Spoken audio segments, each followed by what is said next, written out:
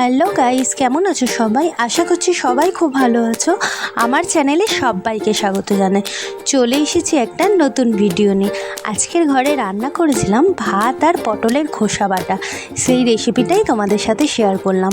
ভালো লাগলে অতি অবশ্যই লাইক করে চ্যানেলটির পাশে থেকো। এখানে পটলের খোসাটা ছাড়িয়ে রেখে দিয়েছি, ভালো করে ধুয়ে নিয়েছি। ধুয়ে নিয়ে এখন এই যে জল দিয়ে একটু গ্যাসের ফ্লেমটা আস্তে করে দিয়েছি, একটু সিদ্ধ হোক, একটু নুন দেবো, ভালো করে ফুটে গেলে নামিয়ে একটু ঠান্ডা করব। আর এদিকে তো ভাতটা বসিয়ে দিয়েছি। এই দেখো বন্ধুরা, ভালো মতো ফুটে গেছিলো, নামিয়ে রেখে দিয়েছিলাম, একটু ভালো করে ঠান্ডা করে নিয়েছি। এখন এই যে মিক্সারের এই বাটির মধ্যে দিয়ে দিচ্ছি পটলের খোসা, আচ্ছা, আর দেবো কিছুটা রসুন, 4-5টা মতন, আর দিলাম 3-4টে কাঁচা লঙ্কা। লঙ্কাটা একটু বেশিই খাই আমি, ঝাল ঝাল, তো দিয়ে ভালো করে ব্লেন্ড করে নিয়েছি। এখন এবার তেলের মধ্যে পেঁয়াজ দিয়েছি, 2টো কাঁচা লঙ্কা আর 2টো তেজপাতা, আর দিয়ে দেবো কালো জিরে, দিয়ে ভালো করে ভেজে নেবো। আর পটলের খোসাটা তো ভালো করে আগে বেটে নিয়েছি, এবার ওটা দিয়েই নাড়াবো। একটু বেশি করেই কালো জিরেটা দিয়েছি, কালো জিরে আর পেঁয়াজ আর কাঁচা লঙ্কা আর শুকনো লঙ্কা এটা দিয়েই ফোড়ন দিয়েছি। ভালো করে এখন পেঁয়াজটা একটু লাল লাল করে ভেজে নেবো।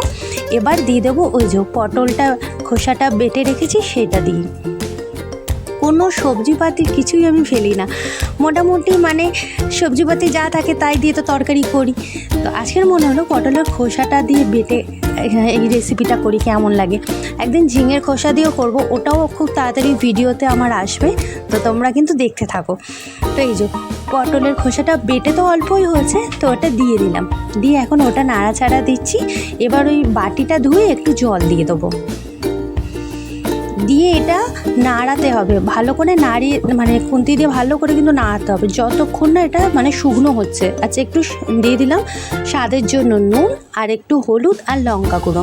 চিনি দিলেও হয়, কিন্তু আমি চিনিটা অতটা দিই না, তাই জন্য চিনিটা অ্যাভয়েড করেছি।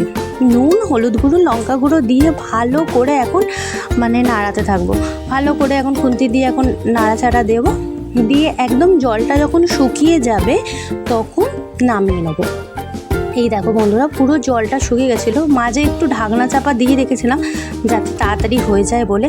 পুরো শুকিয়ে গেছে, জলটা পুরো মরে গেছে, এবার একদম শুকনো হয়ে গেছে। এবার নামিয়ে নেবো। নামাবার সময় একটু সর্ষের তেল দিতে হবে, সর্ষের তেল দিলে তার একটা মানে যে স্মেলটা খুব সুন্দর আসে।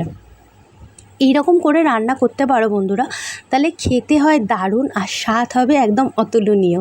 এই দেখো হয়ে গেছে আমার পুরো রেডি পটলের খোসা বাটা। এবার একটু ওপর থেকে একটু সর্ষের তেল দিয়ে দিলাম, দিয়ে এই যে বাটির মধ্যে তুলে রেখে দিলাম। ভালো লাগলে লাইক করো, চ্যানেলটিকে সাবস্ক্রাইব করো, আর হ্যাঁ, চ্যানেলটির পাশে